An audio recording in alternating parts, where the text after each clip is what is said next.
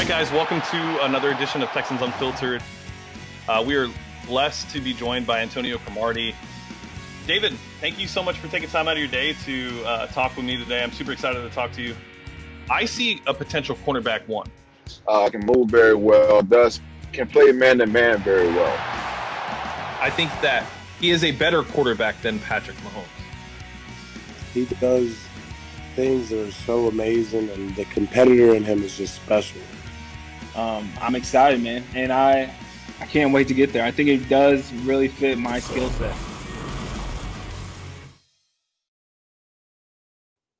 All right, guys. Welcome to Texans Unfiltered. This one's a little different. This one's probably something I'm more excited about, having a conversation with somebody that just is extremely good at what they do, is a dope person, which to me is really like the best part of having a conversation is just with genuine people. And we're fortunate to have Quincy Avery on the show today. So Quincy, thank you so much for taking time out of your day. I really appreciate it. For sure. I appreciate you having me on. Yeah. All right. So let's talk a little bit about COVID. For me, I'm a dad of three. My son just graduated high school, went off to school, 14-year-old and an 8-year-old. What have you learned during COVID? Because for me, it's a blessing. I get to have time with my kids all day long. And some people see it as stressful and too much to take on. But I've loved every moment of it. What have you learned the most out of COVID? It's been really unique. I spent a lot more time with my daughter than I probably would have in normal time. So I just got to really see her grow throughout. I mean, since March, we've spent, basically every day together. So it's been really cool to spend that much time with my daughter and really dive into work. It's been interesting, like navigating my workspace because as people know, like most of my time is spent on the field with a number of different athletes, and it's just been trying to navigate that and trying to overcome those circumstances and trying to bounce back in the business world. Like I think a lot of people are. Lost a lot of money like when it first hit, just because I had a camp that weekend, and then since then it's just something like, all right, let me figure out new and creative ways to not only help my guys, but make sure that I can provide for my family. So it's been cool. Did you ever get the trampoline up? I got the trampoline up, and we got another trampoline. So her mom's mom sent us 2 trampolines. So that was a little bit more than I needed because she wanted both the trampolines up. So now we have 2 trampolines right next to each other, and she'll unzip them and jump from trampoline to trampoline. So it's fun times. Yeah, absolutely. That's awesome. All right. So, during COVID, I've realized that I actually enjoy reading. One of my favorite MCs, Royce the 5'9", put out an album called The Allegory this last year. It's one of my favorite albums, and the album is based off of the allegory of the cave by Plato. And I just got that, and I'm starting to read that. What is Quincy Avery reading right now? I'm reading the 4 Agreements, so I think that's cool. Kind of aligns with a lot of things that I do and kind of how I operate, and just trying to think about where I'm at with that. I started reading a book called The Subtle Art of Not Giving an F. I quickly put that book down. It wasn't that it was a bad book, but it was kind of how I lived already, so I didn't really need that. So I'm always just bouncing around. Read a good bit of Tim Ferriss and some other stuff. So trying to figure out something new Yeah. Larry. Absolutely. Well, that's awesome. All right, so let's talk about kind of what's going on in the country right now. Social injustice has been, unfortunate times and unfortunate reasons for there to be a conversation about it. It's not something that just came out of nowhere. It came out of nowhere because of the stuff that is happening. Black people getting killed for no reason. And people not being held responsible for it. And we say that on a day where it sounds like in Louisville, it'll be announced if there will be a court case against the officers that did kill Breonna Taylor. And it's something you're passionate about. It's probably one of my favorite parts about following you is, being a white man. I can't, I'll never understand. I'll never be able to understand, and I'll never try to, but I can always empathize and try to use my platform and who I am as a person to educate and spread the word.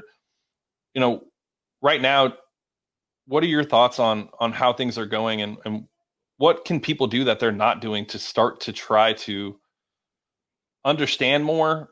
Understand's a bad word. I guess start to force change in a way that we haven't seen in the past? Yeah, it's interesting. I'm not sure that I have the answer for that. Like, how do we make like substantial change? But I think empathy is always a really good start.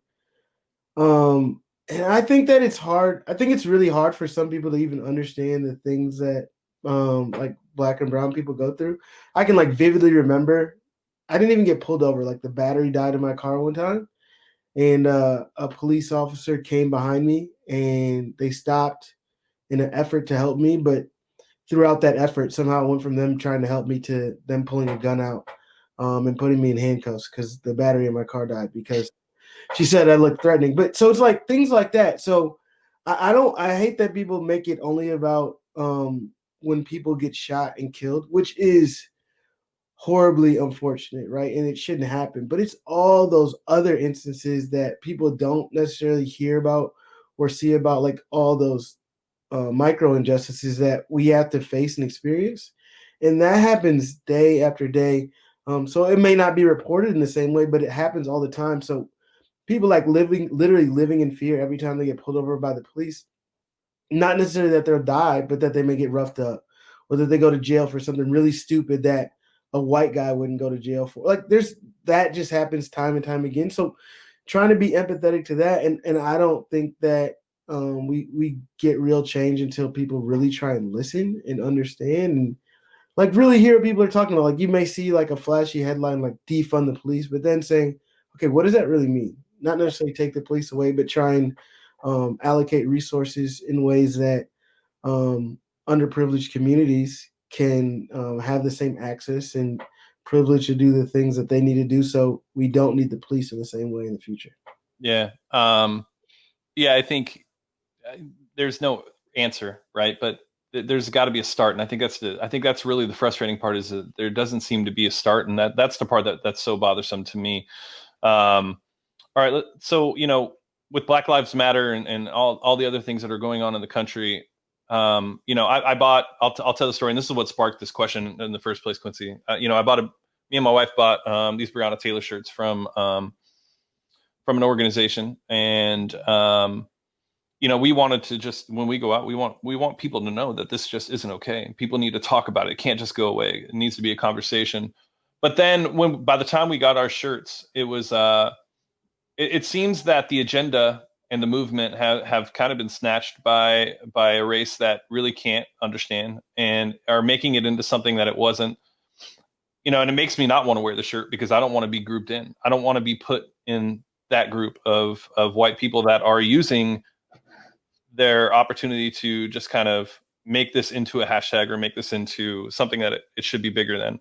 Do you have any thoughts on just kind of that and, as far as allyship and what that looks like?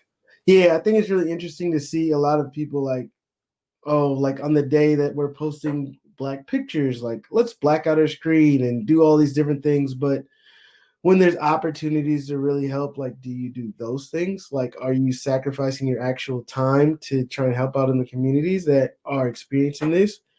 Are you going out and voting? Do you care about those things? So those are the things that are more impactful and more helpful that I think people can be doing. And then, when we operate in that way, like we really try and help other folks, I think that says a lot more than a hashtag or like, I mean, as you said, it's like a hijack of a movement because now that's the cool Right. thing to do. Like go out and go to a protest. I honestly myself, I haven't went to a protest yet, but I think that I've tried to help out in a lot of other ways that I think are more impactful. Like I put my resources to things that I care about. Like I spend money to make sure that the people I think need and deserve help are getting that. Yeah. Yeah. No, I agree. And it's something that we've seen time and time again in this country where certain things will be taken and just kind of rebranded. And that's the frustrating part for me. All right. So voting, it's important this year, right? It's probably more important than it ever really has been. It's always been important, but this year's more, any message to the young kids and to everybody else that maybe hasn't voted in the past and why it's so important this year? Yeah. I like many other young kids, like didn't always see the value in voting. When I was 18, 19, I think it was, yeah, I wasn't voting then because I didn't think that one vote mattered, but it's not just one vote. It's you and a collection of other people who can come together to help out and kind of change the direction of this country. I think if we got a lot more people to vote in this past election, maybe we wouldn't be on lockdown since March. Or there's a lot of different things, and we're going to see a Supreme Court justice seat be filled either before the next election or after the next election, and it's really, really important if for the things that especially this generation says they care about, that you go out and vote so we can protect some of the rights that we have been fighting long for. There's a lot of important women's issues and other issues that are going to be on the table really, really quickly. So if you guys really want to do things and not just hashtag and do cool things, but do things that are actually impactful, I think that it is very important that you guys get out and vote because it could change how your kids live and a lot of other people moving forward. Yeah, absolutely. All right, so let's talk about Quincy Avery, the quarterback coach, the leader, the guy that obviously in Houston you're well known for your ties with Deshaun Watson. Talk a little bit about just the fulfillment you get. We talked about it before we came on. You basically you work a job where every day you get fulfillment. A lot of people work their 9 to 5s. It's a job to them. It's not a passion. It's something that they do to get paid. You're fortunate enough to be in a position where you get to help develop and watch young people progress and go through their lives and hit their career marks, like Deshaun signing his contract and things of that nature. Talk a little bit about what that fulfillment means to you. Yeah, there's nothing more gratifying than really helping somebody's dreams come true. And I don't think, like, I say that literally. Like, there's kids who just dream their whole life of being that varsity starter or earning a college scholarship, like allowing them to actually go to college, because some of the kids that I trained wouldn't be able to do that if they didn't get a scholarship. So I mean, second to like having my daughter, there's nothing to me cooler than literally seeing these kids' real dreams come true. I've seen so many kids cry about things that they've accomplished on the football field. I got to watch one of my best friends, Deshaun, cry when he's won a championship. He signed a contract. Like, all those things are life-changing experiences for different reasons, but being there for all of those, my life is allowed to be full. Like, I live a full life because I get to see so many of these different goals being met from all these different young men. Yeah. I think it's, a lot of people don't get to say that they make an impact in the manner that you're able to. And I think it's amazing. So quarterback session, QB sessions that you did virtually over, the summer and early spring, that's where we linked. And, the best part of it for me was, being able to garner and see the interest that my son has in it. I think for me, that was really the biggest part, was being able to see, is this something that he takes serious? Is this something that he's going to put the work in, he's going to watch? And to me, that was really the best experience. So talk a little bit about the virtual sessions and then talk about, QB takeover in general. Yeah. So I was really sitting at home. I was kind of frustrated myself just with everything that was going on, all the stuff that, was getting canceled on my end. And I'm just like, I could sit here and whine and complain, or I could figure out a way where I'm going to help guys out so that they can, when we come out of this thing, they're more suited and ready to play football. So just started thinking of ways to do that. Got on Zoom and just started trying to share as much information about football as I could in those hour sessions, and just trying to give a bunch of guys the things that they wanted to learn, and got to talk about ball and got to help out a lot of young men in a lot of different ways, so that I think I was teaching guys things that they might not learn from their high school coach or a coach in that manner, just because they don't have time, not because they don't know it. And we had the time at that point. So I wanted to give them everything I could in terms of from defenses to how to throw a football correctly. And I thought I brought on some cool guests that they got to, learn and understand from. So that was really fun. And now we're getting back on the field with quarterback takeover. I'm in Houston, I'm in Atlanta, I'm in Charlotte, I'm in Tennessee. So I'm bouncing around from those 4 cities with a really great staff, and we're able to keep coaching up these guys so we can continue to get better. Yeah. So what do you say to the parents out there and the young aspiring quarterbacks? What is the best way for them to kind of take part in quarterback takeover, and kind of what should their expectations be? Yeah. To express interest in reaching out to QB Takeover, you can just hit us up on social media. We'll point you in the right direction, or go to the website qbtakeover.com. But your expectations should be to get pushed, and it's also the things that I do are really unwavering. Like, we don't settle for like mediocrity. Like, it's just not going to happen.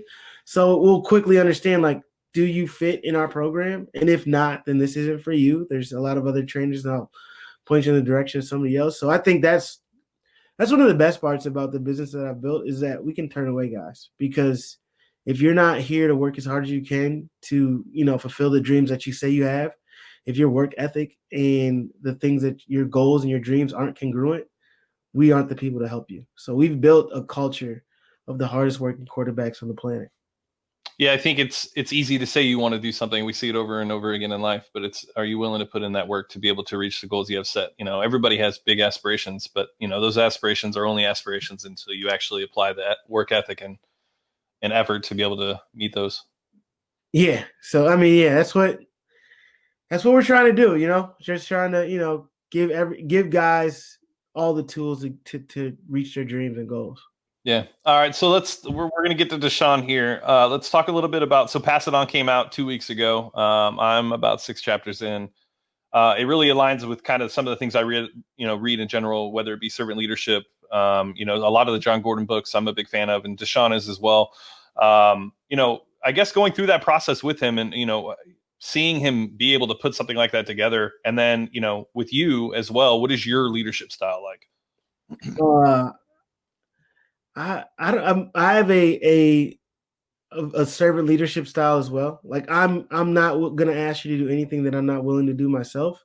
And I want to show you through examples how hard I'm willing to work to get the things that I say that I want, so that that I'm not just saying it, but the things that I say, my walk is congruent with that. So that's kind of how I lead. I lead by example, and I want people to see that and understand exactly what we're doing and how we're going to move forward. So that's what I'm really thinking in that aspect. And then just seeing him get an opportunity to write a book like that, I thought was really cool, because he's went through as much as anybody in terms of the upbringing he's had and things he's had to deal with throughout his life. So for him to be able to pass on some of the lessons that he's learned to another generation, I think is really important. Yeah, no, I agree. All right, so let's get into the Ravens game. We went over a couple clips before. Maybe we'll get into the Akins one. Your thoughts on Deshaun's performance in the Ravens game, and I guess just the offense as a whole. Yeah, I thought he played solid. Like, I see some of the criticism that people have about, I guess, how they played or how he played. But I'm always curious to ask, like, well, where did you guys think that? Like, how does a fan or an observer like view the things that he should be doing? Like, what did you think was his job there? Because there's an order of operations for quarterbacks that I think is really hard for people to understand. And I'll see concepts and people get mad about him not throwing somewhere, like throwing behind him on like a sprint out, things like that. And I'm like, well, that's not how football works. I know to a fan it may seem like that, but each play has, a designated way to start your eyes and work the regression based on rotation of safeties, fronts, and all these different things that dictate to a quarterback, like, how should I start and how should I move forward from there? So I thought he did some things well, and I thought there's some things that he can improve on. As with anybody, there's always things that you can improve on. And I'm interested to see like how they bounce back. They got a big game versus Steelers this week, so going to see kind of how they move forward. Yeah. So talk to me a little bit about, so you hear all these things, option routes. I don't think people fully understand what an option route looks like and what it is. Can you talk about that and explain what an option route is and what it means? Yeah, so I'll do like a global view. So I won't necessarily talk about just the Texans, but just what an option route would be. There's two different kinds. There's like an option route that's based on a defender and his leverage and where we're going to break in, out, sit, right? So a lot of times you'll see like the slot receiver, he's going to run a 6-yard route. Now, if the defender's going to be on the outside of him, he's going to turn his shoulders, flash, ball will be on his chest, right? If he's playing a man-to-man and he's on the outside, he'll get to that 6-yard depth and sprint inside, staying on the move. And if he's inside leverage, he'll just turn and work outside, right? So that's an option. Or we have situations like this. Based on the pre-snap look, so that's going to say, okay, pre-snap look, where are the safeties? Is the middle open? Is the middle closed? Right? And then where's the low rotation? Like, is it cover 2? Is it cover 4? Is it 1 eye? Right? And that's like the interception that Tom Brady threw to Mike Evans versus the Saints, right? So Mike Evans read it as cover 2. Tom Brady read it as cover 4. So Mike Evans was running it, staying up the seam, and was going to let the ball bend him. Tom Brady ran it the other way, so he thought he was going to run like a fixed or a seam bender, and he's going to run a different way. So you have an idea on what you're supposed to do, and then based on the relation of the defense, right, you have a really good idea what's going to happen before the snap, but then as they move and as you're running your route, you may do something different. So things like that take a little bit of time to get on the same page, start understanding what exactly we're doing and how we're going to do it.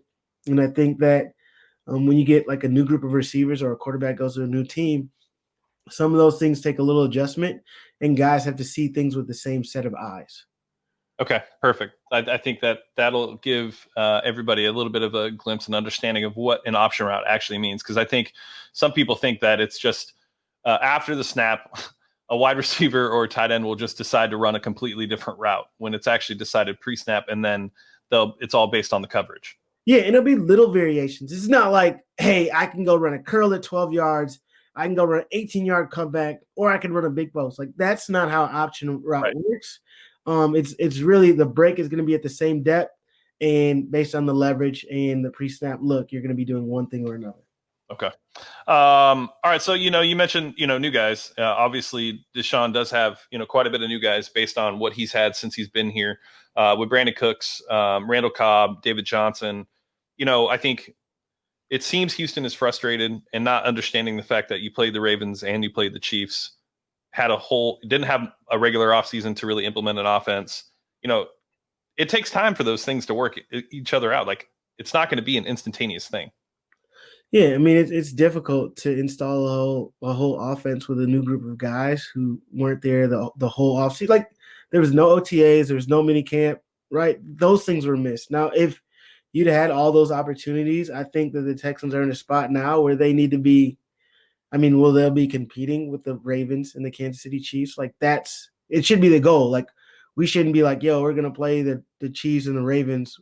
We're not going to win any of those games. But with kind of what happened this offseason, I think that, you have to have some understanding. All right, now we go back to, games in the AFC South, and they got to start winning some games in their division, and they got to make sure that they win that, and then win some more games, give themselves a chance in the playoffs. Yeah, I think coming into this season, I had no concerns of the offense. My biggest concern was the defense.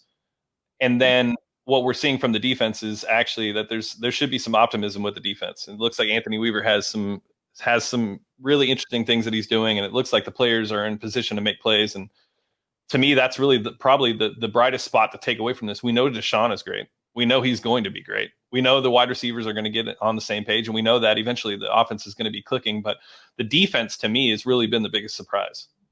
Yeah, you got to be happy with some of the things that they've been doing out there on the defensive end. The first game, probably, I think they could have played a little bit better, but, you're playing the Chiefs. I thought they did solid. And then versus the Ravens, I thought they held up really well until later in the game. So they gave themselves a chance. That big fumble down on their end of the field, I thought that was really costly. But it's really one or two plays in a game that really decide it, and it makes a lot bigger difference than you may believe. So I think that they're going to be in a good spot as we move forward. I agree. All right, so let's talk about the Marcus Peters interception. When Cooks breaks, I was having a conversation with my buddy, and Cobb stopped running his route, right? So, I mean, he was basically at the line of scrimmage. Peters was drifted off. He's about 10 yards off. He knows that Cobb's not going anywhere, and if he does, he'd rather give up the flat. He basically said that. Could Deshaun have gotten rid of that ball a little bit quicker on the break to Cooks to avoid that? What did you see on that play? So what I saw was it just looked like an over concept, right? So an over concept. The Ravens were like in a match defense. Mm-hmm. I think the part that just the spacing there was a little bit difficult, but I think people forget that these guys get paid millions and millions of dollars to make plays, right? Marcus Peters is getting paid a lot of money to do things like he just did, and he made a phenomenal play. So on a crosser like that, you typically don't throw it till he passes the tackle on that side, right? Marcus Peters just sank a lot more than he should have. But as a quarterback, your eyes aren't to the flat there. Like you don't see that Right. because they're in a zone coverage. He happened to match, so he should be matched on the back. You're thinking, okay, he's matched. I don't have to look there anymore. Then you work to your crosser, and then. But I think Deshaun, if he sees him out of the corner of the eye, he could make a different throw or move on to the next kind of progression. I can't think of the play in my head. Like I haven't dove into that game, but I know that he's going to have something on the backside running an in cut, so he could probably get there. But that's not something you typically see a corner make that play when he's matched up on a guy like that. So I don't. I just want to tip my hat to Peters. Like Deshaun may have been able to throw a little bit better of a ball, but I think that's the thing that enough people don't think about is these are some of the best defenders in the world, and they also make great plays. We've seen Deshaun and other people make great plays in the Texans organization, and understand that somebody on the Ravens made a great play. It's not like he just threw a ball and hit a guy in the chest. Right. Yeah, no, agreed. All right, so let's take us through that play that we went over with in Akins, because I just want them to hear kind of your thoughts on this play, and that way they can see kind of what the way they should be looking at it instead of how they want to look at it. I think that's a big part of it. Oh, how like how a fan would want to look at it versus like how I see it this play? Correct. Okay, so let's roll it one time. I just want to see it just so I make sure I'm saying all the right things and then go from there. This is a concept that basically everybody in football runs, and they all read it almost identically. So I'm not saying anything like from the Texans standpoint, anything like that. I'm just talking about not only how I've read this play before, but how people run this traditionally. Okay, so they got a flat control, right? The flat control is going to be the guy in the slot. I think that is going to be Stills to the flat, right? So you got a flat control to your left. That's where you want to start your eyes, right? So that's one for a quarterback on a over concept like this. So your eyes start to the flat, then they're going to work yourself back to the crosser, which is going to be, I think, Akins here, or whoever that is, who runs that route at like 15 to 18 yards. He's going to be running the over. And then outside of that, I think I was talking about this earlier. When you have concepts like this on the wide side, you'll typically have an in breaking or like a dagger or an in. And then what they do is, since they don't have a back in the backfield, they use the receiver here to be the flat control on the right. So I think he's going to run that shallow cross. So eyes should be starting flat to the tight end to the end, right? So if your eyes start on the flat, then they go there one. Then the next place they're going to get to is that guy who's going to be running that over. So he shouldn't, like I've heard people say, like, as soon as he put his foot in the ground, let's get him the ball. Well, that's not how this play works, right? You can't throw this ball to this guy as soon as he puts his foot in the ground to start working. Yeah, he was open at that exact instant, but that's not where he should be looking. You see his eyes start to the left, and as he comes back, he gets a little bit of pressure. Now, what you could say is, like, can he stay in the pocket? That would be a more realistic question to ask, but it's not. He should have thrown the ball to Akins right there. Like, that's just not how this works. Okay, perfect. Thank you. Mm-hmm. All right, so let's talk a little bit about the offensive line. Last year it looked, through the first 7 weeks before Titus got hurt, it looked like we actually had a unit. It looked like the unit was playing well. There was some chemistry.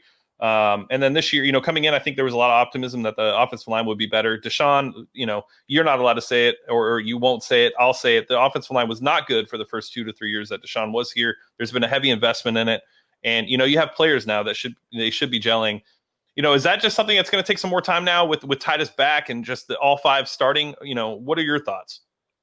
I think that just as an O-line, you figure out how to play together and you figure out how to protect things. And I don't think that they did a bad job these past couple of weeks. Like, I think that there's things – I mean, I know there's things that everybody needs to improve on at every level of the game. So I don't – there's nothing really negative to say about those guys in terms of that. But I think that as you work together more with any group, you just get better, right?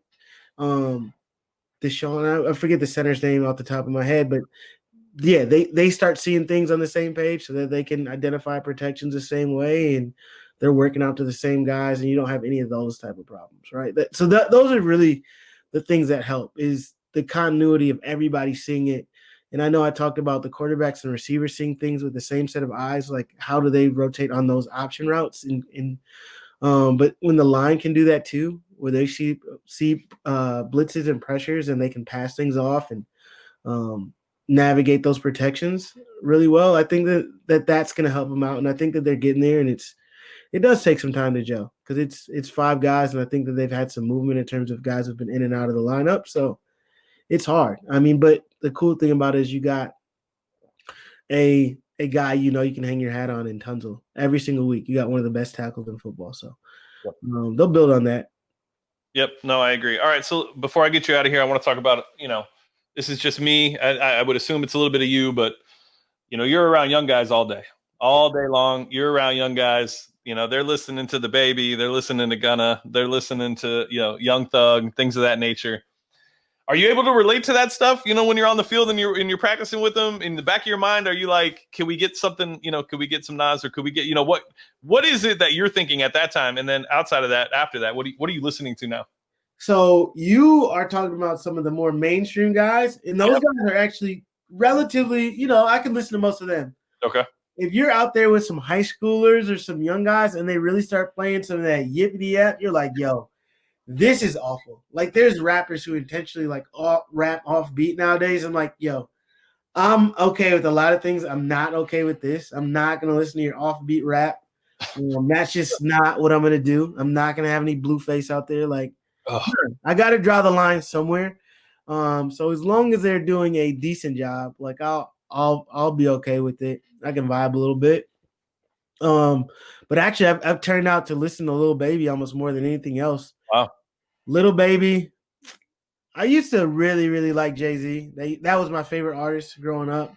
I stopped listening to Jay-Z just because of some of the stuff he was saying was bothering me a little bit. Yep. Some of the things that he did with the NFL. So I'm like, I'm off Jay-Z. So I'm always listening to different folks. Try that. Yeah. We're in it. Like, I'm here to listen to music.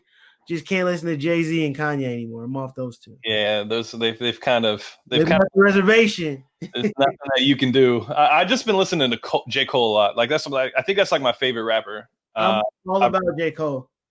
I don't know what it is. Like, he's just evolved, man. Like, coming from Dollar in a Dream and Grown Simba, and then now he's really just, as a man, he's just turned that into like a completely different thing. And there's a message, and there's so much that he does. He's such a great storyteller. Yeah, and I would love J. Cole if I'm like driving or golfing or doing any of those things. Like, it's harder to be like upbeat and listen to J. Cole, not like on a football field. Like, I can be in a good mood and listen to J. Cole, but I can't do it on a football field. Yeah, absolutely. All right, Quincy, why don't you tell them where they can find you? And QB Takeover website, Twitter, Instagram, things of that nature, and anything else you guys have coming up. I know that you're working on a lot of creative stuff. You're an out of the box thinker. You're not going to settle for just the. Tell us kind of what we can expect. Yeah, we got some really cool things headed down the line. I'm doing something really cool with this draft prep class. I got 3 really good guys in this upcoming NFL draft. We're gonna do some cool things. I'm gonna set it up in a way that is gonna make them fully encompassed to do all the things necessary to not only be a franchise quarterback, but be able to lead a franchise off the field. So I think that's really cool. And we'll give people glimpses and insight there.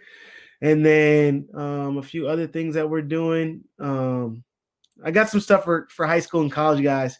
I got this NIL plan. So I got some cool things on that front. But if you're looking for anything that I'm doing, you can always go to qbtakeover.com. That's our website. And then you can find me on all social. All you got to do is search Quincy Avery, and you'll find me. Yeah, and I think if anybody's looking to learn, the quarterback position, you have tons of stuff on YouTube as well, and there's tons of drills, there's tons of things that you can work with your kids, you can work with on your own. Like, that's one of the things I've actually taken from it is, going out there when I'm with my kid and implementing some of the things that you're teaching. I don't expect to be in the NFL. I don't expect to go to college and start all over, but I think going through the motion of it and understanding it a little bit, like for me, the hips, like I didn't even realize it, it was all upper body for me at first. Yeah. And I realized that the torque and where it comes from, like, it's little things like that make it better. Right? So now I'm thinking I should go to the Y, and I should join one of those flag football leagues, because I could light it up. You can probably dominate the flag football league. You're good there. I can help you out. I can give you a few more pointers and tips that can really help you outside the pocket. We'll figure it out. Yeah, see, there we go. Okay. All right, Quincy. I appreciate it, man. We'll talk soon, and thank you. All right, for sure. Appreciate it.